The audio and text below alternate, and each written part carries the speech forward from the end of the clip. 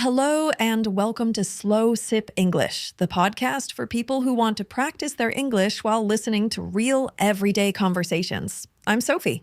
And I'm Tom. We're two colleagues who love talking, and apparently we love coffee even more.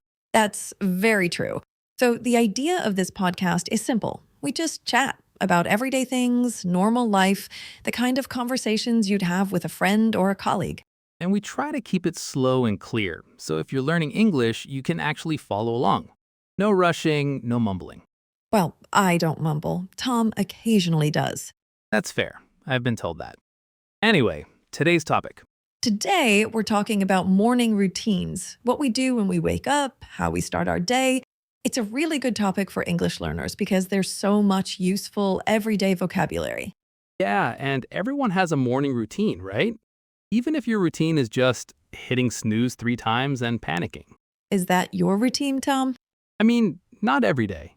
Okay, so let's start at the beginning. What time do you wake up, Tom? So I usually wake up at about 6:30, 6:30. But my alarm is set for 6:15. So you do hit snooze. I hit snooze exactly once. Just one. That's very controlled, I think. Very controlled. Okay. I wake up at 6. No snooze, my alarm goes off, and I get up. See, that's actually impressive. I don't understand people who just get up. How? I just think the sooner I get up, the more time I have. And I like my mornings to feel calm, not rushed. That makes sense. I like the idea of a calm morning. The reality is usually a bit more chaotic. So what happens after the alarm? Right, so I wake up, I check my phone for a few minutes. Tom, just a few. Few minutes. That's the worst thing you can do first thing in the morning, actually. I read that if you check your phone straight away, it puts your brain into a reactive state. You start the day responding to other people instead of yourself. Okay, noted. But also, I just want to see if anything important happened while I was sleeping. And does it? Does anything important happen at 3 in the morning? No, not usually. Right. So after you check your phone, then what?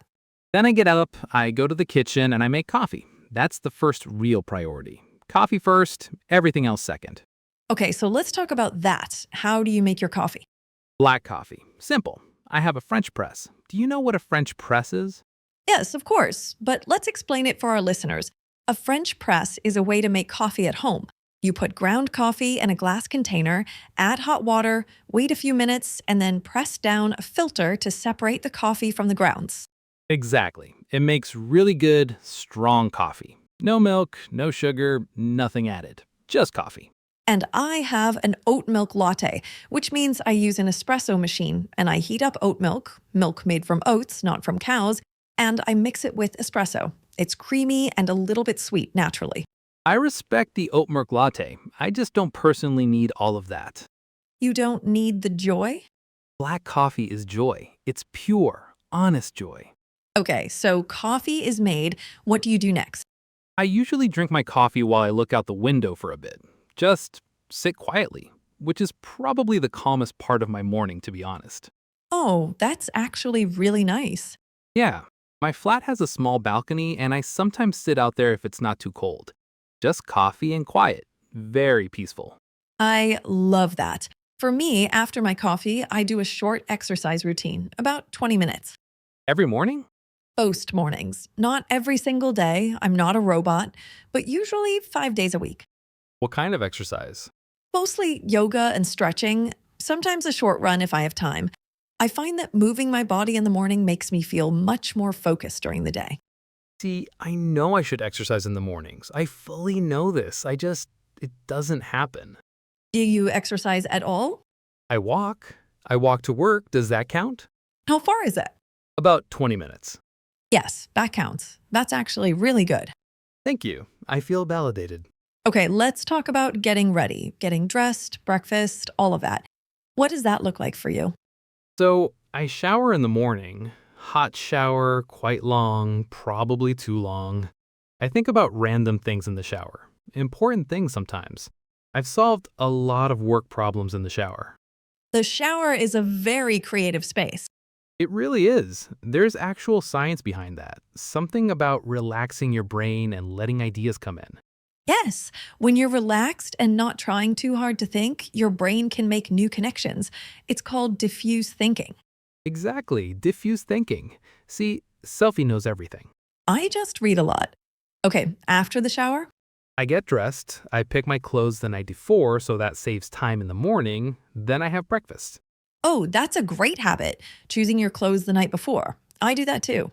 It removes a decision, and apparently, I read this somewhere, we only have a certain number of good decisions in us each day, so you want to save them for important things. Decision fatigue. Yes, that. So, no wasted decisions on what shirt to wear.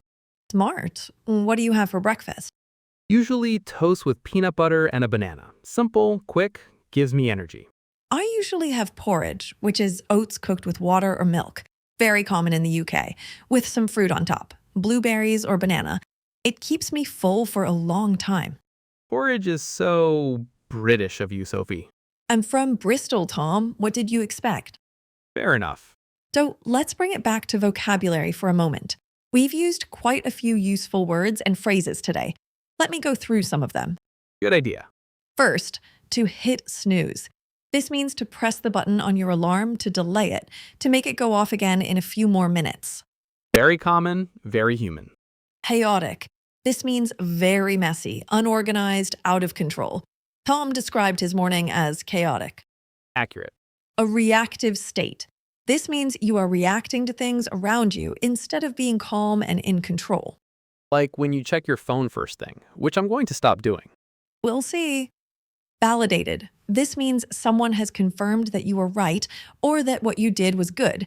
Tom felt validated when I said his walk to work counts as exercise. And I still feel good about that. And decision fatigue, the feeling of being tired from making too many decisions. When you have decision fatigue, even small choices feel difficult.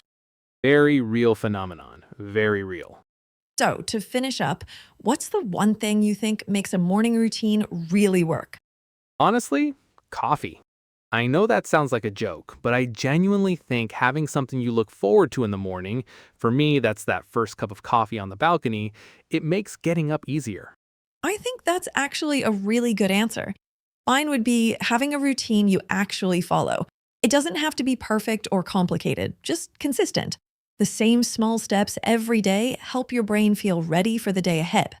Unless, of course, you hit snooze and throw the whole thing off. Yes, unless that happens. Which is also fine. Some mornings are just like that. Some mornings are just like that. Okay, that's our first episode of Slow Sip English. Thank you so much for listening. We really hope you enjoyed it and that your English feels just a little bit better than it did 20 minutes ago. If you want to practice, try describing your own morning routine in English, even just in your head or in a notebook. Or out loud to yourself. No judgment.